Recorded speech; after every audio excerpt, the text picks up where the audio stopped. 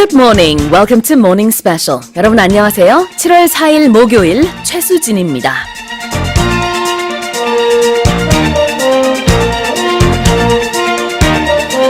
Gwangju Metropolitan City is bustling with excitement as they finish preparations to host the 2019 FINA World Championships, also known as the World Aquatics Championships. And just in case you weren't aware, FINA is recognized by the International Olympic Committee as the governing body for international competition in water sports.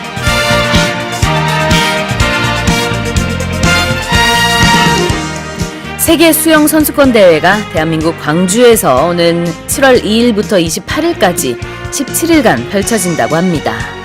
국제수영연맹이 개최하는 세계 수영 선수권 대회가 한국에서 열리는 것은 이번이 처음인데요. 경영 다이빙, 수구, 아티스틱 수영, 하이다이빙, 오픈워터 수영 등 6개 종목으로 치러지는 이 경기에는 약 200여 개의 국가에서 8천여 명의 선수단이 참가한다고 합니다.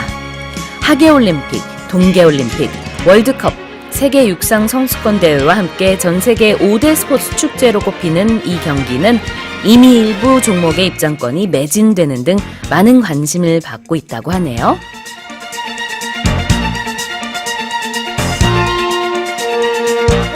With that in mind, let me give you a quiz question here. What is not an aquatic event at the FINA World Championships? 1번, high diving. 2번, rock climbing. 3번, synchronized swimming. 오늘도 청취자 여러분의 많은 참여를 기다리고 있습니다. 여러분의 퀴즈 정답 보내주신 분들 중에 추첨을 통해서 총 5분께 비타민 C 세트 보내드리겠습니다. 여러분의 소식과 소감 그리고 방송 중 궁금한 질문 있으시면 보내주세요. 짧은 문자는 50원, 긴 문자는 100원에 샵 1045고요. 반디 게시판이나 카카오톡 플러스 이용도 가능합니다. Okay then, let's get our show started with today's global headlines. 세계 각국 언론사들의 어떤 헤드라인이 올라왔는지 살펴보는 시간입니다. Touch Global Headlines.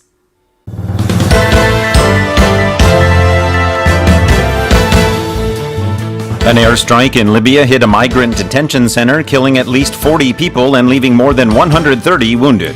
리비아의 한 난민 구금시설이 공습을 받아 최소 40명이 숨지고 130명 이상이 다쳤습니다.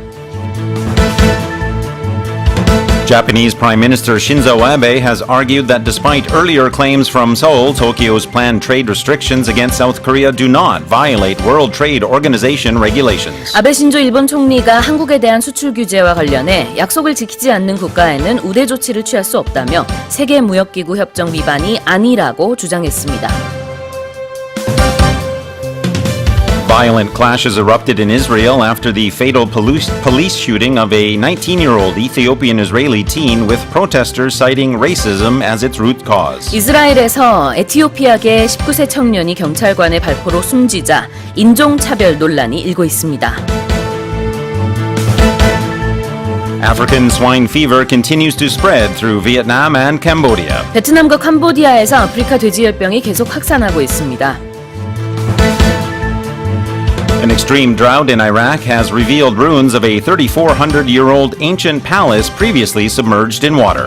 극심한 가뭄으로 이라크의 한 저수지 수위가 낮아지면서 3,400년 전 고대 궁전 유적이 발견됐습니다. K-pop Super Junior is heading to Saudi Arabia for upcoming performances as the first Asian music act to be staging a solo gig in the Middle Eastern country. 슈퍼주니어가 아시아 가수로는 처음으로 사우디아라비아에서 콘서트를 개최합니다.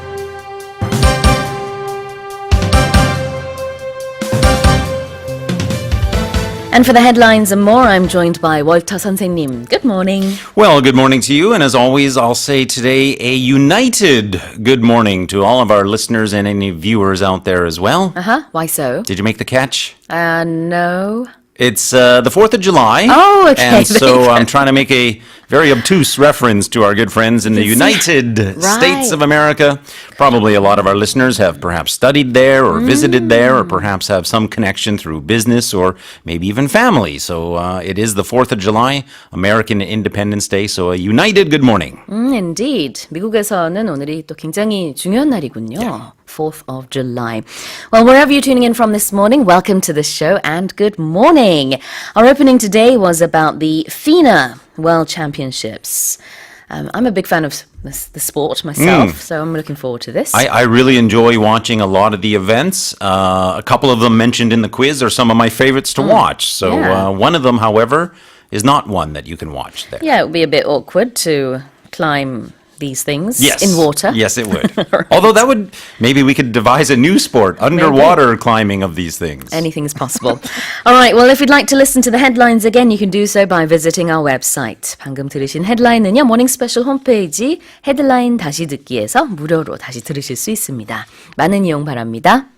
Let's go over the headlines. Headline number 1. An airstrike in Libya hit a migrant detention center, killing at least 40 people and leaving more than 130 wounded. 리비아의 한 난민 구금 시설이 공습을 받아 최소 40명이 숨지고 130명 이상이 다쳤습니다. Now, the death toll here, according to the latest reports I've seen, actually totals 44 dead, more than 130 wounded. Many of the dead include women and children. It is said to be one of the largest single losses of civilian life in that region since a civil war broke out in 2011.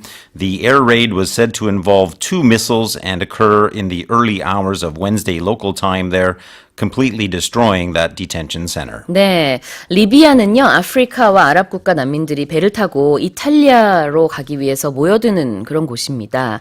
수천 명의 난민이 리비아 정부가 운영하는 구금시설에 수용돼 있는데요. 이 구금시설이 공습을 받아서 최소 44명이 사망했다라는 외신 보도가 들어오고 있고요. 130명 이상이 부상했다라고 하네요. Now, the United Nations has called for an independent inquiry into this attack at this Libyan migrant detention center. In a statement, the UN has called it a war crime causing bloody carnage. 네, 유엔이 인정하는 리비아 통합정부는요. 이번 공습이 동부지역 군벌 칼리파 하프타르가 이끄는 리비아 국민군 LNA의 소행이라고 비난했습니다. 또 유엔의 진상조사위원회를 구성해서 조사하라고 촉구하기도 했죠. Yeah, I'm glad that you mentioned the LNA. On the other side of this, protecting the region, we have the GNA, the Government of National Accord. They are recognized by the UN, and they have been defending Tripoli from assaults launched by the LNA since as far back as April 4th. 네. 또 지역 언론은요, LNA가 난민 구금시설 인근에 민병대 주둔지에 공습을 가했다고 보도하기도 했습니다. 하지만 아직 그 LNA 측의 어떤 확인이 된 바는 없다, 이런 보도가 또 있네요. Alright, well that was our first headline. Let's move on to headline number 2. Japanese Prime Minister Shinzo Abe has argued that despite earlier claims from Seoul, Tokyo's planned trade restrictions against South Korea do not violate World Trade Organization regulations. 아베 신조 일본 총리가 한국에 대한 수출 규제와 관련해 약속을 지키지 않는 국가에는 우대 조치를 취할 수 없다며 세계무역기구 협정 위반이 아니라고 주장했습니다. So somewhat of a continuation from a story that we've been touching on since it broke. The significance here is that we now have at least some comment from Prime Minister Shinzo Abe. He was speaking to a local newspaper there, and in that conversation with the newspaper, he did say that the revised trade measures with Korea had been based on quote-unquote mutual trust. Going into the decision behind imposing those restrictions, the implication there said to be that the mutual trust has been breached. 네, 어제 일본에서 한 토론회가 있었는데요. 거기서 아베 총리는 역사 문제를 통상 문제와 관련시킨 것이 아니다라고 말을 했습니다. 그러면서 징용공 문제는 역사 문제가 아니라 국제법상 국가와 국가 간의 약속을 지키는 그런 문제다. 그런데 한국이 약속을 지키지 않았으니 그래서 이런 어떤 통상 간의 문제로 이어지는 당연한 것이다라는 입장을 밝혔거든요. Right. As I mentioned, these were Abe's first public comments on the issue since Japan's Ministry of Economy and Trade and Industry did make the announcement. In making his announcement, Abe was quoted as saying that his government's move, which of course goes into effect today, was quote-unquote irrelevant. That was the word that we had in translation there. It was irrelevant to free trade, and he did maintain again that Japan had stuck by regulations of the WTO. 네, 그러니까 이제 어제 아베 총리는 뭐 강제징용 문제, 그다음 또 위안부 문제까지 얘기를 하면서 이미 합의가 다 끝난 문제다. 그런데 한국이 약속을 지키지 않았다라고 하면서 일본의 수출 규제는 보복 조치가 아니다라고 말을 했고요. 더 나아가서 이런 얘기를 했어요. 스스로 양국 간의 민감한 역사 문제를 거론하고 있는 것이 아니냐라고 비판을 했는데 사실 일본 내에서 일본의 주요 언론조차도 사실은 아베 총리의 이런 얘기들이 잘못됐다라고 지적을 하고 있죠. And while we have had comments from Abe, and we've also had comments on the Korean side from the Minister of Trade, Industry and Energy, as well as the Foreign Minister, there has yet to be any official announcement from the Blue House or from President Moon. 네, 일본 정부의 보복 조치에 대해서 이제 전문가들도 잘못됐다는 그런 지적을 하고 있는 가운데 이번 조치를 과연 아베 총리가 되돌릴지는 여전히 주목됩니다. Let's go on to headline number 3. Violent clashes erupted in Israel after the fatal police shooting of a 19-year-old Ethiopian Israeli teen with protesters citing racism as its root cause. 이스라엘에서 에티오피아계 19세 청년이 경찰관의 발포로 숨지자 인종차별 논란이 일고 있습니다.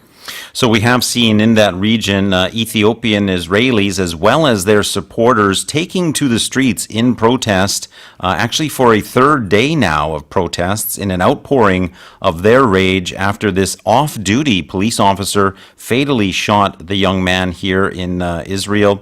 And the police have in response turned out in force to try to keep the protesters in check and keep the main roads open. 네, 어제 이스라엘 언론 그리고 또 AP통신에 따르면은요, 에티오피아계 이스라엘인이 이제 수천 명 도로를 막고 또 그 에티오피아계 청년이죠, 솔로몬 테카의 사망에 항의하는 그런 시위를 벌였다고 하는데요. 말씀해주신 대로 이제 지난 30일 이스라엘 북부 도시 하이파 근처에서 비번이었던 한 경찰관이 테카라는 이 청년에게 총을 쏴서 숨지게 했습니다. 경찰관의 얘기는 거리에서 청년들이 싸움을 하고 있었대요. 그래서 그걸 말리려고 시도했을 때 청년들이 자신에게 돌을 던져서 생명의 위협을 느꼈기 때문에 발포했다. 이렇게 주장을 했거든요. 처음에는 과실치사 혐의로 이 경찰관이 체포됐었지만 법원의 석방 명령으로 결국은 가택연금 상태가 됐고 에티오피아계 이제 이스라엘인들은 이것이 결국은 테카가 흑인이기 때문에 경찰관이 총을 쏜 것이 아니냐라고 얘기를 하고 있어요. Yes, indeed. Mr. Teka, who was aged 19, or rather aged 18, when he was killed, arrived from Ethiopia with his family just 7 years ago. The police officer, again involved in this incident, was off duty. He said to have fired his weapon toward the ground. There's an investigation to know if that indeed was the case, and perhaps if the bullet ricocheted to hit Mr. Teka. Another thing that has been fueling the anger of protesters there is that the police officer involved in the shooting had been released quite quickly to house arrest, and again, many people there have taken notice of that. 네.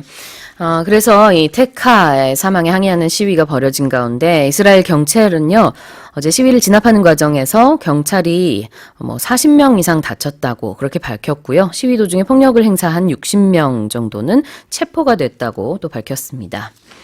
Let's move on to headline number 4. African swine fever continues to spread through Vietnam and Cambodia.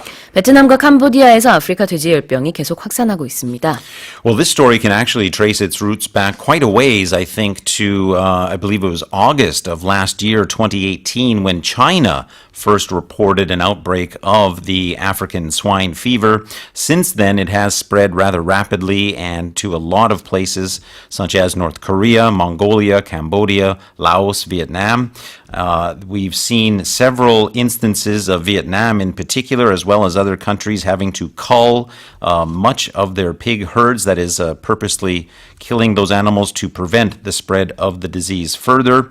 We're also seeing that disease now striking some of the larger industrial farms in especially Vietnam, so there's fears that that could very much affect the supply of pork in that country. 네, 특히 베트남 같은 경우에는 사육 중인 돼지 10마리 가운데 1마리, 그러니까 한 10% 정도가 폐사하거나 살처분돼서 돼지고기 공급에 비상이 걸렸다는 소식이고요. 캄보디아에서도 마찬가지로 지난 4월 처음으로 이제 베트남과 국경을 접하고 있는 지역에서 그 아프리카 돼지열병이 발생했습니다. 그리고 이어서 최근 다른 베트남 접경 지역에서도 마찬가지로 ASF가 발생한 것으로 확인됐다고 현지 언론이 전했습니다. And of course, as we see the supply of pork being diminished because of the culling, there are, of course, concerns that will drive up the prices and put quite a strain on people's finances. 네. 그리고 또 최근에 이런 소식 때문에 라오스 또 캄보디아와 맞붙어 있는 태국이 국경 지역에서 검역을 대폭 강화하면서 바짝 긴장하고 있는 모습이죠.